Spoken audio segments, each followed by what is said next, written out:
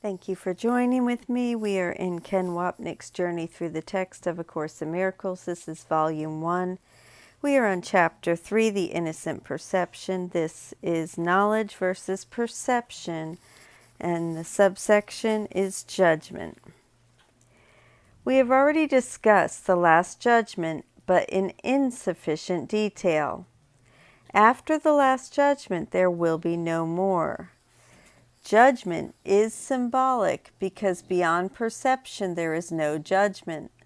When the Bible says, "Judge not, that ye be not judged," it means that if you judge the reality of others, you will be unable to avoid judging your own. There is an important implication here. Everything that is perceptual or symbolic is not real and cannot be of God.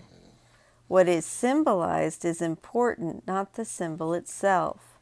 When we heal a relationship, we are but symbolizing the return to awareness of our identity as God's one Son. Wrong-minded judgment, attack, maintains the separation.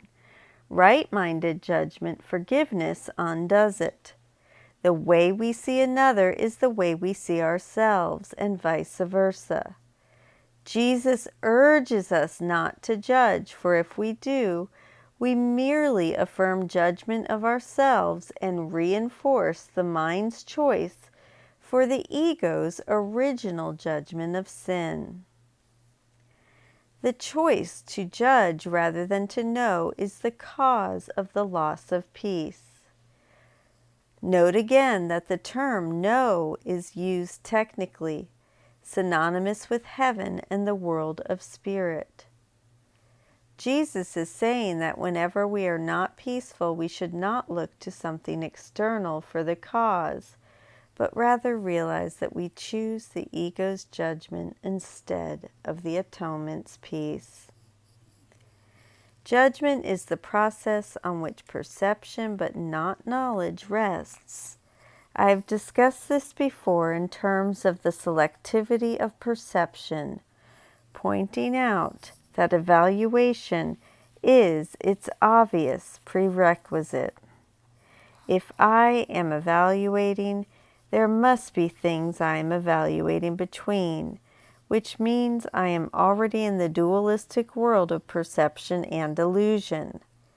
This is the first insane thought, the second being that I have the wisdom to know what is best for me and others, and what is not.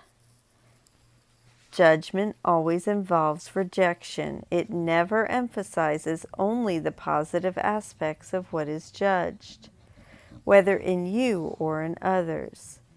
What has been perceived and rejected or judged and found wanting remains in your mind because it has been perceived.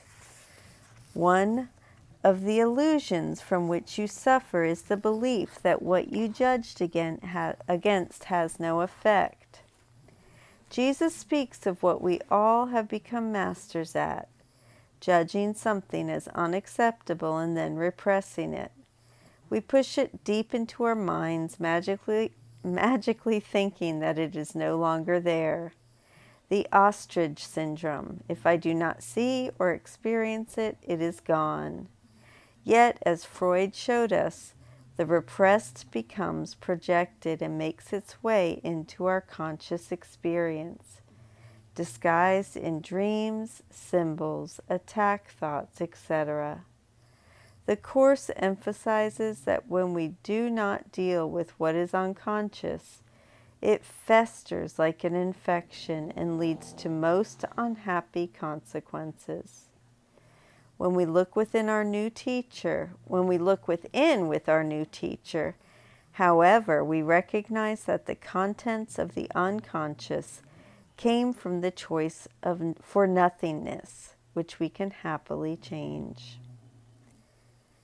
This cannot be true unless you also believe that what you judged against does not exist. You evidently do not believe this, or you would not have judged against it. This logical form is found throughout A Course in Miracles expressed like this in the above passage. If I have judged against something, I obviously believe it to be real. But if I repress it, I will act as if it were not real, even though an instant earlier I did believe in its reality and judged it as unacceptable.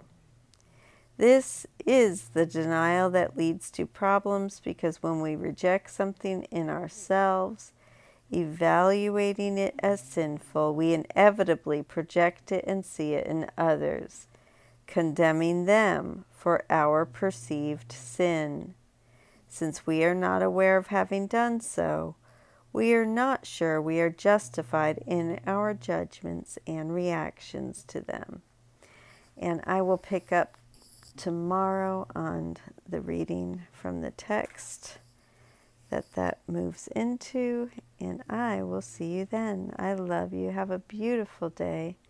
Thank you so much for joining with me.